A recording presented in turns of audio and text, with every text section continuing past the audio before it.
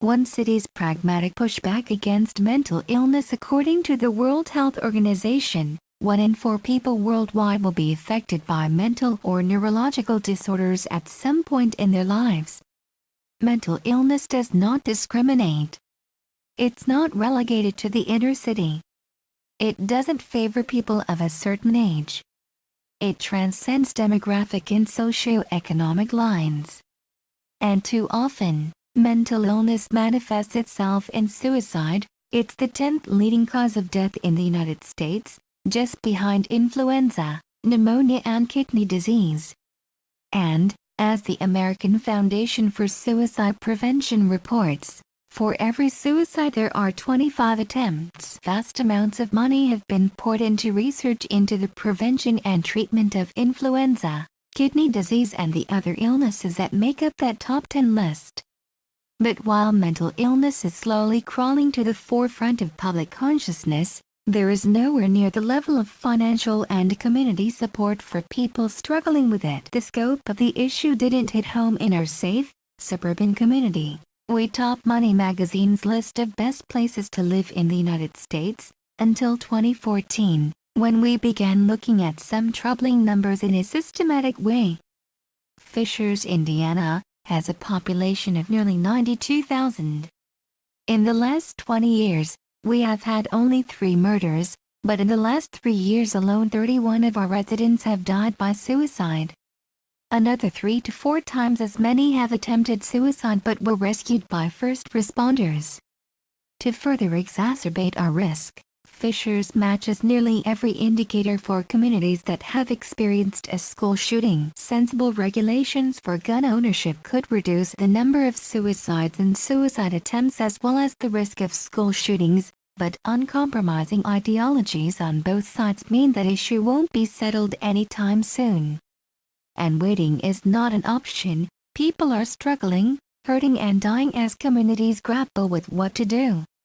So we asked ourselves a simple question: if we were to marshal our collective resources toward the issue of mental illness, what could we do and what should we do? The answer, and the effort over the last 3 years, has been substantive and systemic. The city, our school district, clinicians, religious leaders and public safety officials have accomplished 97% of the tactical objectives that we set out to accomplish. In one school year, the number of students who received mental health services increased more than 1,000%. Our public safety officials report that immediate detentions of those at risk of hurting themselves or others have decreased by more than 30% since 2015. We are working diligently to change the culture and stigma around mental illness. We are committed to creating a community that encourages those living in quiet despair to get the help that they need. We've learned a lot on our 3-year journey. If you have a desire to address mental health in your own community, here are some pragmatic, actionable steps to help you get started. Inventory your community relationships and leverage them. Key stakeholders may include your schools, religious leaders, policymakers, police and fire personnel, and social service providers. Identify those you have strong relationships with and bring them to the table early. You will need them. Understand the problem. Do not be afraid to take a considerable amount of time. We took a year to truly understand the complexities and challenges of mental health in your community before rolling out a program to address it. Become competent in response. Do a thorough assessment of your public safety tactical responses to those in crisis and fill the gaps. For us, this meant combing through historic data to ensure we were properly addressing sensitive circumstances around mental health crisis situations. Talk about it. The conversation about mental illness must be brought into the light, and it needs to be community-wide. Focus on bringing down the stigma.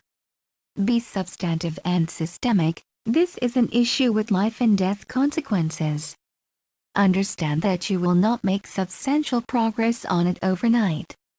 Be committed to seeing it through even though the impact may not come to fruition immediately. Engage with students, We've found that building up our students and giving them a voice in our fight for mental health not only has made an impact on reducing the stigma in our youngest generations, but also has motivated parents and other adults to begin learning more about mental illness, further breaking down the stigma required.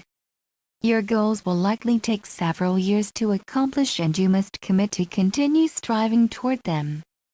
Victory will never be complete, but there will always be progress to be made.